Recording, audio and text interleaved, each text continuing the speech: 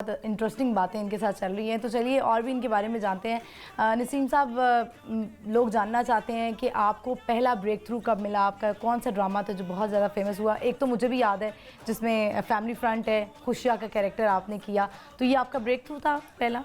नहीं, जो मेरा पहला ड्रामा था वो ज़रूरत था। अच्छा। मनु भाई का लिखा हुआ था और उसके जवाद नज़ीर साहब प्रोड्यूसर थे। उस ड्रामे में हम लोग, मैं, काशिफ महमूद, मारिया वास्ती, अच्छा, और मीरा हाशमी, जो अपना फैज़ ख़ानदान की मतलब साहबजादी थी, उन्होंने उसमें काम किया था। तो हम चारों का ये मतलब पहला मतलब डेब्यू था जिसमें हमने परफॉर्म किया था। उस ड्रामा के अंदर हमारे साथ जो हमारे सीनियर्स थे, जो बहुत बड़े थे, हमें आते ही बहुत हमारी गुड लक हुई कि हमें ऐसे लोगों के साथ काम करने को मिला, जिसमें आका तालिब साहब थे, सबिया खानम थी, मोहम्मद अली साहब थे फिल्म स्टार, और आसम बुखारी साहब थे। मैं आसम बुखारी साहब का मुलाजिम बना हुआ था और मारिया वासी जो थी वो सबिया खानम साहबा की मुलाजमा थी। अच्छा। तो हम दोनों नौकर हैं उनके और उनके, तो हमारी फिर शादियाँ होती हैं। अच्छा, मेरी और उसकी। अच्छा, ये कैरेक्टर्स ऐसे होते हैं, बाज़ औक़ात कुछ एक्टर्स हैं वो कहते हैं हम ये कैरेक्टर नहीं करेंगे, मतलब ये मुलाजिम का हो गया या कोई भी काम वाली का कैरेक्टर हो गया, तो इस पे आप कुछ कहना चाहेंगे? तो कैरेक्टर तो कैरेक्टर होता है। हाँ, कैरेक्टर तो कैरेक्टर होता है। मैंने तो कभी इस तरह नहीं किया कि मैं ये कैरेक्टर नहीं करूँगा।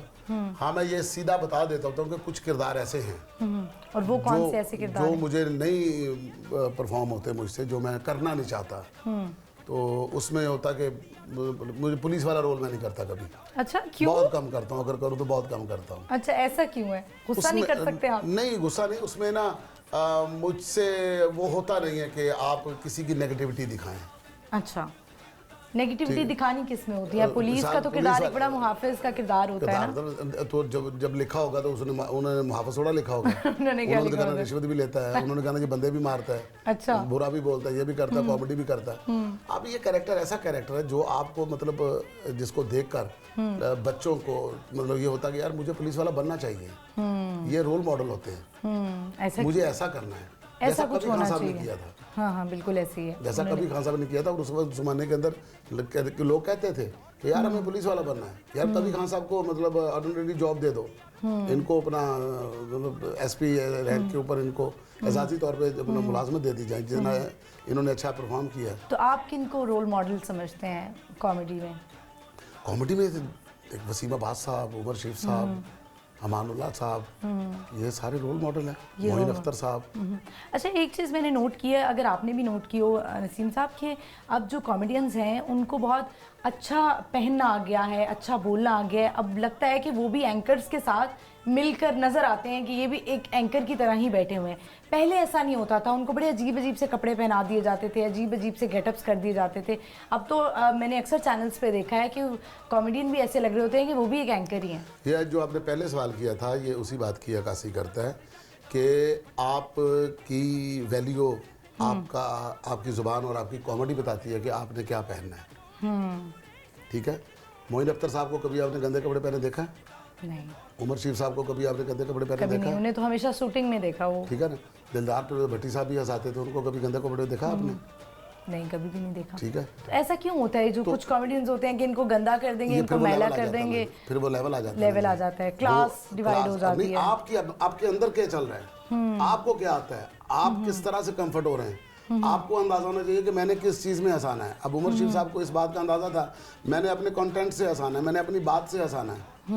ठीक है, एक बंदे को है कि मैंने अपने हुलिये से हंसाना है, मैंने गंदा होकर हंसाना, मैंने बुरा लगना है, तो पहले लोगों को इस बात पे हंसी है कि यार ये कौन सा बंदा किस तरह की बात कर रहा है। अब एक काला बंदा जब बात करेगा खूबसूरत होने की, तो लोग तो हंसेंगे इस बात पे। हम ये थोड़ी कह देंगे कि ये बहुत अच्छा फनकार हो गया, बस उसके पेरेंट्स उसकी हालत की वजह से लोग उसके ऊपर हंस रहे हैं। अच्छा, ऐसा भी होता है ना, वो कॉमेडियन बहुत वो फनी फेसेस बनाने लग जाते हैं, मुंह जो है वो अजीब अजीब करने लग जाते हैं, टेढ़े मेढ़े करना, वो उसकी अपनी क्लास होती है, वो उसी के अंदर रहता है। अच्छा, इसको भी आप कॉमेडी समझते हैं? होती तो कॉमेडी है जिसके ऊपर लोग हंसे। देखिए, वो अपनी जात की नफी करके एक बंदा आपको हंसा रहा है ना जी, मैं तो उसको मतलब ज्यादा नंबर दूंगा इस बात के कि वो अपने आप को कितना नीचे लेके जा रहा है, आपको सिर्फ हंसाने के लिए। लेकिन कुछ लोग कहते हैं ना कि ये रोटी के लिए कर रहा है, ज़ाहिर है कमाने के लिए कर रहे हैं। दुनिया में कौन सी चीज़ है जो आप मतलब किसी और वजह के लिए करते हैं? बहुत सारे लोग हैं जो कहते हैं कि हमारा ये पैशन है और हम ये पैसे के लिए नहीं करते। हाँ, तो फिर ना ले पैसे, छोड़ के दिखाएं को बंदा पैसे। फिर हालात भी बड़े बुरे नजर आते हैं। नहीं। अक्सर सोशल मीडिया पे आए दिन जो क्लिप्स आ चीज़ें रहे देखो, होते कुछ हैं। चीज़ें कहने के लिए होती हैं, डायलॉग होते हैं, ठीक है ना। जिस तरह कुछ सियासतदान होते हैं जी के पाकिस्तान के लिए जान भी हाजिर है, पाकिस्तान के लिए मर जाऊंगा, खून करके कतरा भी दे दूंगा, तो आप पाकिस्तान क्यों नहीं आते? जान को खतरा है। सीधा आप जो है ना वो शिकार कर रहे हैं। तो अच्छा मुझे बताइए नसीम साहब, अक्सर हमारे बहुत सारी मैंने देखी हैं ऐसी जगहें जैसे एवेन्यू स्टूडियो है, यहाँ पे मैंने देखा है कुछ लोगों को रहते हुए। मेरा जाना हुआ है इस जगह पे शूट से रिलेटेड, तो वहाँ पे लोग रह रहे होते हैं, बाकायदा उनके रूम्स हैं वहाँ पे, कॉमेडियंस हैं, कुछ वैसे कैरेक्टर हैं, वो किस तरह वहाँ पे रह रहे हैं, उनको कौन मैनेज करता है, उनका खाना पीना ये वो सब कौन कर रहा होता है? देखिए, एक तो ये बात कि जहाँ पर आप जाती हैं कि स्टूडियो के अंदर रहने वाले लोग जो होते हैं वो अदाकार नहीं होते। ठीक है। स्टूडियो में जाके काम करने वाले लोग अदाकार होते हैं, ऐसे ही है। ठीक है जी। अब आप किसी जगह को अपनी रिहाइशगाह बना लें, वहाँ पर रहना शुरू कर दें, तो आपको ये देखना चाहिए कि मेरा ये काम है कि नहीं है, ठीक है। मुझे ये काम आता कि नहीं आता। एक पीरियड तक देखना चाहिए बंदे को, वरना स्विच कर देना चाहिए। आपने मुतक्का क्यों लगाना? तो एवेन्यू स्टूडियो कोई ऐसा अड्डा बन चुका है जहाँ पे ये सब कॉमेडियन जाते हैं और रहना शुरू कर देते हैं कि अगर उन्हें नहीं, ऐसा शुरू में कोई अड्डा नहीं है ना, वहाँ पर कोई रहता है। और जब आप लोग जाते हैं तो आपको ऐसे लगता है जैसे ये यही रह रहे हैं। वहाँ पर रहने के लिए कोई जगह नहीं है, स्टूडियो ही है। स्टूडियो ही है वहाँ वो पे? स्टूडियो ही है, सिर्फ उनके बैठने के लिए जगह है। ठीक है, वहाँ पे रहा नहीं वो जाता लोग है। जाते हैं, जाके काम करते हैं, जो रहते हैं, मतलब वो कोई कॉलोनी थोड़ा है।